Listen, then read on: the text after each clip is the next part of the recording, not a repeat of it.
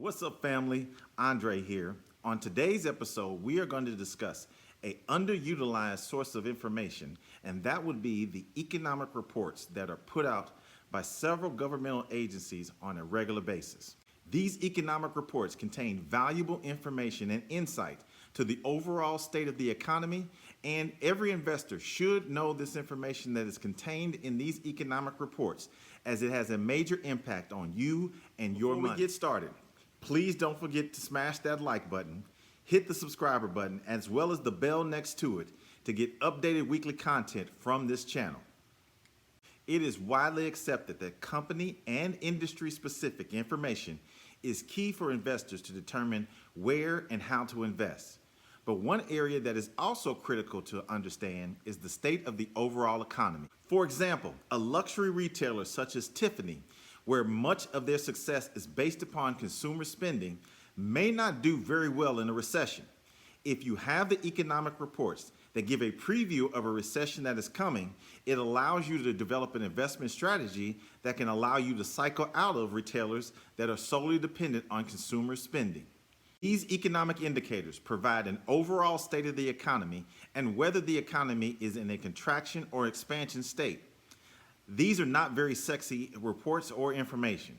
They are typically glossed over by much of the financial news, and they have not been thoroughly explained to the average investor of how critical they are to your overall investment strategy.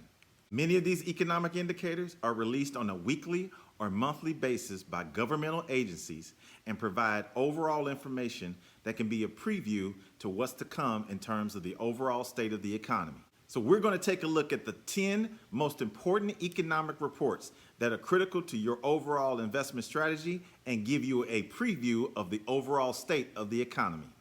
The gross domestic product, or otherwise known as GDP, provides a status of the overall value of the goods and services that an economy produces and whether that economy is growing or slowing.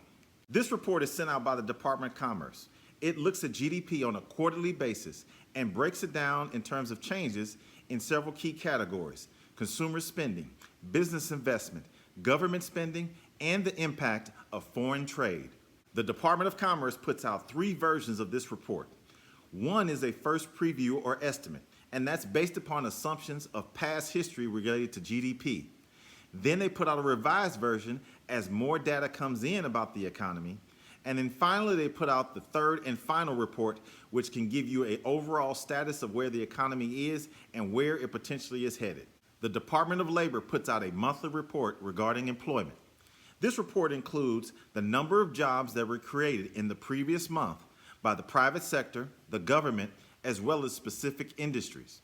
It also includes the national unemployment rate. This report can show low unemployment, which can point to a strong economy, but be a precursor to rising inflation. It also can show high unemployment, which could be a precursor to slowing of consumer spending, which is the telltale signs that we're heading into a recession. Federal Reserve puts out a monthly report regarding industrial production. This report details and measures the output of manufacturing-based businesses that produce goods and services for both consumers and businesses. It also looks at the utilization of resources within the factory sector. The Department of Commerce puts out a monthly report regarding consumer spending. Why is this report so important? It's because consumer spending makes up over 60% of the U.S. gross domestic product and is a good gauge of the overall health of the economy. This report provides detailed information regarding personal income, consumer spending, as well as potential changes regarding inflation. Through the measure of the price index, it looks at how consumers are changing their buying patterns based upon any subtle changes within that price index. Inflation is the overall general report regarding price level increases in the prices of goods and services in the economy. Too much inflation could mean that the economy is overheating, while low inflation could be a precursor to an economic recession. If you want a much more detailed report on inflation, take a look at my video, What's Inflation, for a much more deep dive into how inflation impacts you and your money. Many of us have gone through the purchase of a home at least once. The Department of Commerce's monthly report on home sales is a good precursor on overall consumer sentiment. This report has several factors that are included in the breakdown of the data regarding new home sales. It includes contracts for buying new and existing homes, the overall sale of new homes within the national level as well as regionally. It also looks at the average median prices for single-family homes. Another report that is also put out in conjunction with the Department of Commerce monthly report is the National Association of Realtors, who puts out a monthly report detailing many of the key points that are in the Department of Commerce report. This report provides an overall breakdown in several key categories, one being the overall sale of new or existing homes, the sale of single-family homes both nationally and regionally, as well as the average median prices for single-family homes across the country. The Census Bureau of the Department of Commerce puts out a monthly report regarding home building. This report details the number of houses that builders have started working on, as well as the number of permits that they have obtained to start building houses. It also is a good indicator of real estate developers' confidence in the overall level of the economy. The Department of Commerce puts out this monthly report on construction spending. This report looks at construction spending in terms of dollars nationally. This report details several construction-related expenses, such as labor, construction materials, and engineering costs. It also provides a breakdown of both public and private construction, as well as non-residential and residential construction. This monthly report provides detailed information on manufacturing demand, inventories, orders, and shipments. This monthly report on manufacturing is a good precursor to a key sector to the overall health of the economy. This report details the manufacturing sectors in terms of shipments, orders, and inventories. This report breaks down manufacturing goods in different types and different sectors, everything from electronic instruments to machine tools to consumer goods. The retail sales report is another key indicator to a key sector that gives a temperature check of the overall economy. This monthly report details specific sales within certain industries that are critical to the overall health of the economy. The retail sales report is another key indicator of the overall health and breadth of the economy. This detailed report shows activity within several sectors of the retail sale industry, everything from grocery shopping to furniture shopping to automobile sales. This report, along with the consumer spending report, tie hand in hand to the overall sentiment of the U.S. consumer. Since the consumer spending makes up over 60% of the U.S. GDP, the retail sales report and the consumer spending report are two key reports that give a good precursor to the direction of where the U.S. economy is headed.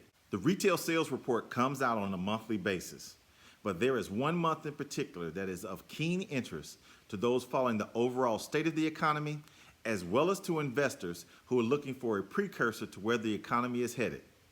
That month would be January. Why January? The January report provides detailed information on the success or failure of the holiday Christmas season in the United States. Starting with Black Friday all the way through to the day after Christmas, it provides an overall consumer sentiment of how consumers are spending and how they're feeling about the overall state of the economy. What's in it for my money? As an investor, these economic indicators can help you better fine-tune your investment strategy. While no one indicator is solely important, it's the combination of all of these indicators that provide a better understanding of where the economy is going and what sectors that you may want to pay attention to as the economy heads in that direction. This is one of the most underutilized and neglected parts of an investment planning and strategy. It is simply that many people do not read or try to comprehend the monthly reports that come out from the different governmental agencies on the overall state of the economy. And it is contrary to what we do in many other aspects of our lives. For example, do you take a vacation and don't look at the weather at the location that you're going to for your vacation? Imagine taking a trip to the Swiss Alps in Switzerland in January and all you have packed is a pair of shorts and t-shirts. The coldest month in Switzerland is January, where the average temperature is -2 degrees Fahrenheit. If you did not do your research on the overall environment of the weather in Switzerland, you would pack and be unprepared to manage yourself in that environment. This is the same principle with investing. While it is critical to understand the companies and the industries to which you are investing in, it is also important to understand the atmosphere and the environment to which you are investing in. These reports give you a good indicator to the overall sentiment of the economy as well as the market and how you should plan accordingly. And that is it.